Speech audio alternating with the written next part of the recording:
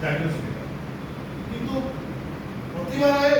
ଲେଖନୀ ମନରୁ ଜାତୀୟ ଜନ୍ମ ହୋଇଛି ଏଇଟା ଆମେ ସମସ୍ତେ କହୁଛୁ କିନ୍ତୁ ଭିତରେ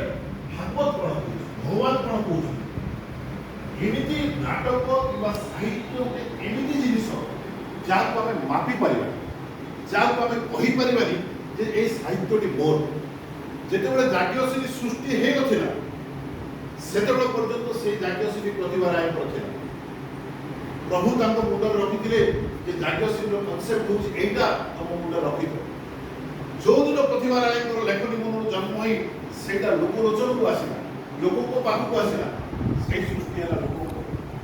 ତାକୁ ନେଇକି ଯଦି ଆମେ ଗର୍ବ କରିବା ପ୍ରତିଭା ରାୟ ଯଦି ଗର୍ବ କରିବେ କିମ୍ବା ପ୍ରବୋଧନ ଗର୍ବ କରିବ ମୋ ଲେଖନୀ ମନରୁ ଏଇ ସୃଷ୍ଟି ହେଲା ନ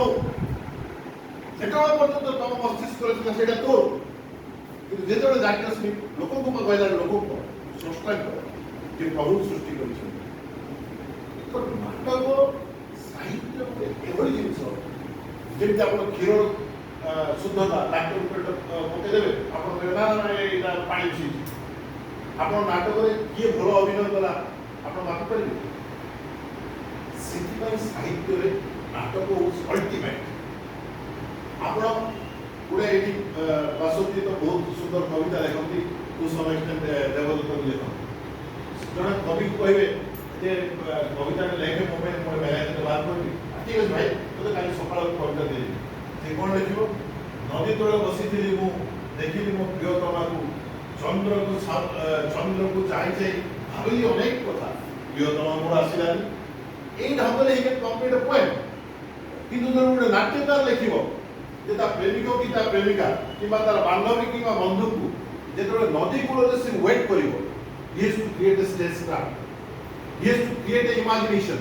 ଯେତେବେଳେ ନାଟ୍ୟକାର ସାଙ୍ଗେ ସାଙ୍ଗରେ ଗୋଟେ ନିର୍ଦ୍ଦେଶକର ଭିଜୁଆଲ ଇମାଜିନେସନ ଆସିବାକୁ ଅଛି କେତେବେଳେ ସେଇ କଣ୍ଟେଣ୍ଟଟା କେତେବେଳେ ସଫଳ ହେବ ଯେତେବେଳେ ନିର୍ଦ୍ଦେଶକ ମଞ୍ଚ ଉପରେ ଗୋଟେ ଚନ୍ଦ୍ରଟା ଆଣିବ ମଞ୍ଚ ଉପରେ କୁଳକୁଳିଆ ନଦୀଟେ ବୋହେବ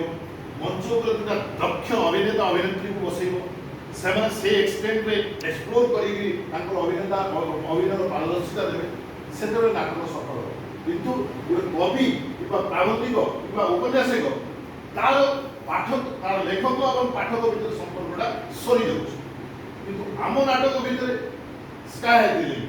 ଆପଣ ଷ୍ଟିଲ୍ ସେଇଠି ମୋ ଭାଇ ଯଦି ସେଇଠି ଯାଇକି କରିଦେବ ସେ ରୋଲଟା ବା ଆପଣ ମିଶିକି କରିବେ ସିଏ ତାପରେ କହିବ ଗୋଟା କେମିତି ଗଲା ଗୋଟା କେମିତି ଗୋଟେ ହେଇଥାନ୍ତା ସେ ଯଦି ଉପରେ ଟିକେ ବସେଇଥାନ୍ତା ଲାଇଟ୍ଟା ଟିକେ କମେଇଦେଲା ମ୍ୟୁଜିକଟା ଟିକେ ଠିକ୍ ହେଲାନି କାରଣ କ'ଣ I don't know the limitation ଆପଣ ଜାଣିନାହାନ୍ତି ଯେ ଏଇ ଚରିତ୍ର କିମ୍ବା ଏଇ କଣ୍ଟେଣ୍ଟର ଶେଷ ଆପଣ ଆଜି ବି ମୋହନ ରାକେଶଙ୍କର ଆଷାଢ଼ ଯାଇକି ନାଟକ ଦେବଦତ୍ତ ଯଦି କୋଉ ଭଙ୍ଗୀରେ କରିବ ପ୍ରବୋଧନ କୋଉ ଭଙ୍ଗୀରେ କରିବ କିମ୍ବା ବାସନ୍ତୀ କୋଉ ଭଙ୍ଗୀରେ କରିବ ମାନେ ସମସ୍ତଙ୍କୁ ଅଲଗା ଢଙ୍ଗରେ କରିବ ବିକଜ ୱି